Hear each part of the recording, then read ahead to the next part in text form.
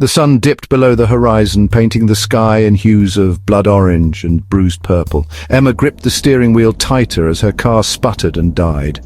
Silence descended, broken only by the rustle of the wind through the tall grass. Her heart pounded. She was stranded, panic threatened, but she forced it down. Think, she told herself. Her eyes scanned the landscape. Nothing. Then she saw it, a faint glow on the horizon. Hope flickered.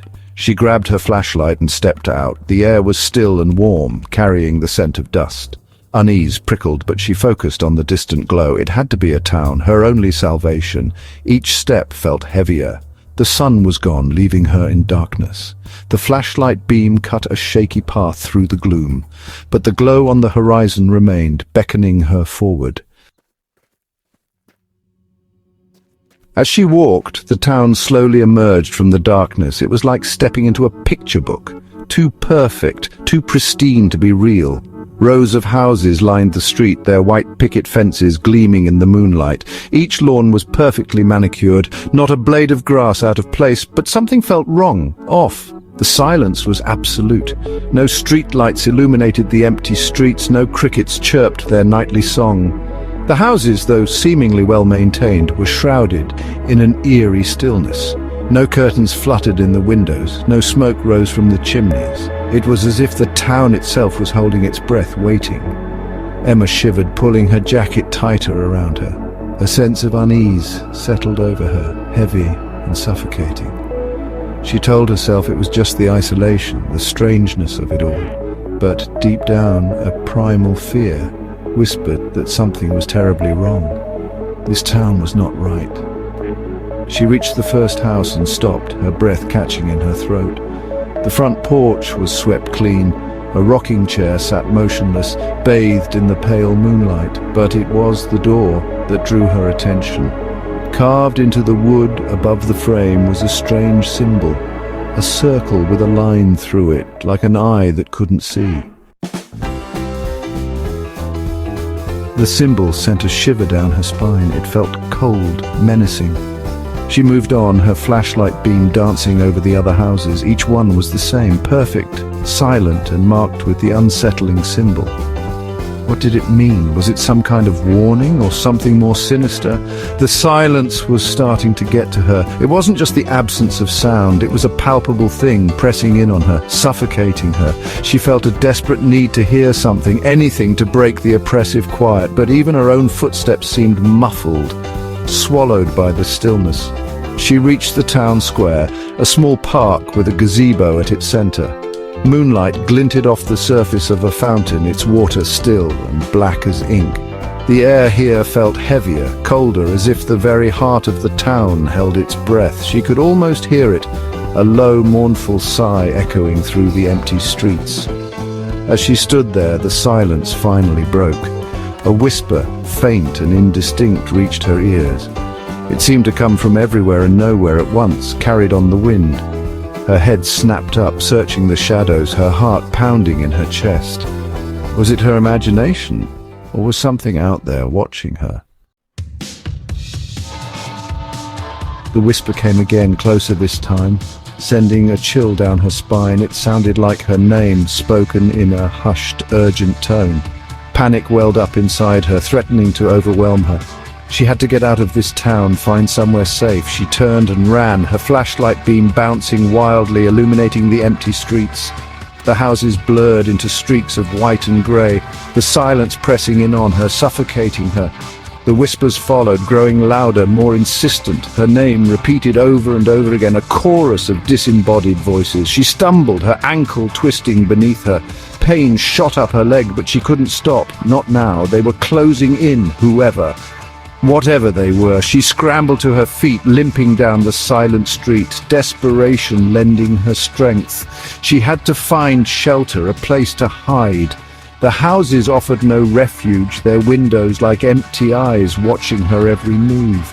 But then she saw it, at the end of the street, a church, its steeple reaching towards the sky like a skeletal finger. Maybe, just maybe, she could find sanctuary within its walls. The church doors creaked open, releasing a musty scent of incense and decay. Emma slipped inside, the heavy wood groaning shut behind her. Darkness enveloped her, thick and absolute. She fumbled for her flashlight, her heart pounding against her ribs. The beam flickered to life, illuminating rows of empty pews stretching back into the darkness. Dust motes danced in the stale air, swirling in the pale light.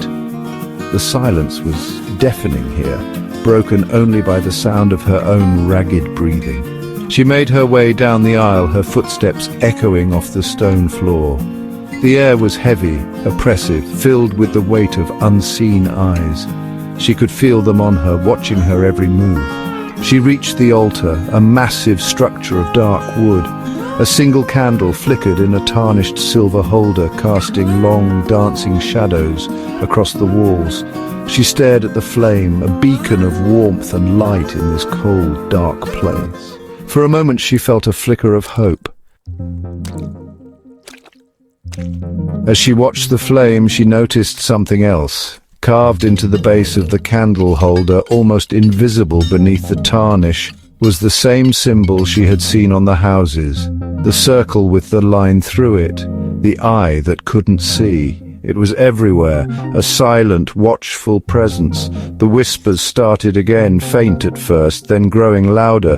They seemed to be coming from the walls themselves, from the very stones of the church, her name spoken in hushed, pleading tones.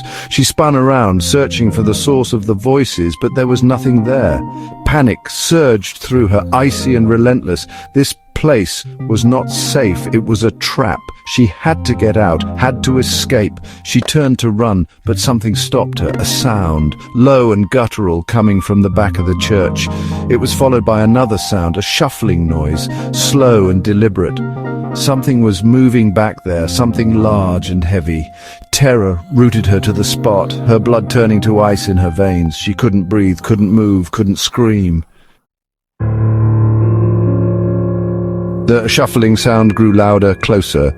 She could hear it now, the rasp of cloth against stone, the heavy thud of footsteps. Something was coming for her, something ancient and evil. The whispers reached a crescendo, her name echoing through the church, a chorus of voices demanding her attention. She squeezed her eyes shut, her hands flying to her ears. She couldn't bear it, the sound, the darkness, the overwhelming sense of dread. Then, as suddenly as it had started, the noise stopped. Silence descended once more, heavy and absolute. She slowly opened her eyes, her breath catching in her throat. Standing at the end of the aisle, bathed in a shaft of moonlight from the window above the door, was a figure. Tall and gaunt, it was shrouded in a dark cloak, its face hidden in the shadows, but she could feel its gaze on her, cold and penetrating. The figure took a step towards her, then another. She tried to scream, to run, but her body refused to obey. She was rooted to the spot, paralyzed by fear.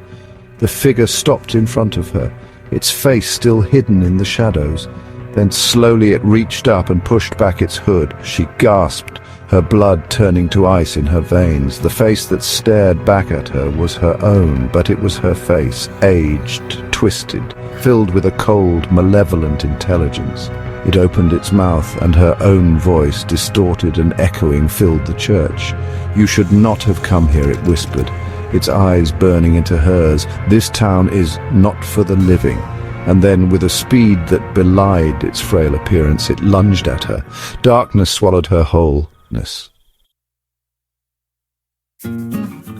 Dawn broke over the silent town, painting the sky in hues of pale pink and gold. The houses stood as they always had, pristine and perfect, their secrets hidden behind closed doors. The wind whispered through the empty streets, carrying with it the scent of dust and decay. Emma's car sat where she had left it, on the side of the desolate road. The driver's seat was empty, the door hanging open as if inviting the next weary traveller to step inside. But there was no sign of Emma, no trace of her passing. The town remained silent and watchful, waiting for its next victim to stumble upon its secrets. For the town never truly forgot, and it never truly forgave. It was a place of shadows and whispers, where the past was never truly gone, and the present held no promise of escape. And it would continue to stand there, long after the memory of Emma had faded away, a silent testament to the darkness that lurked at the edges of the world.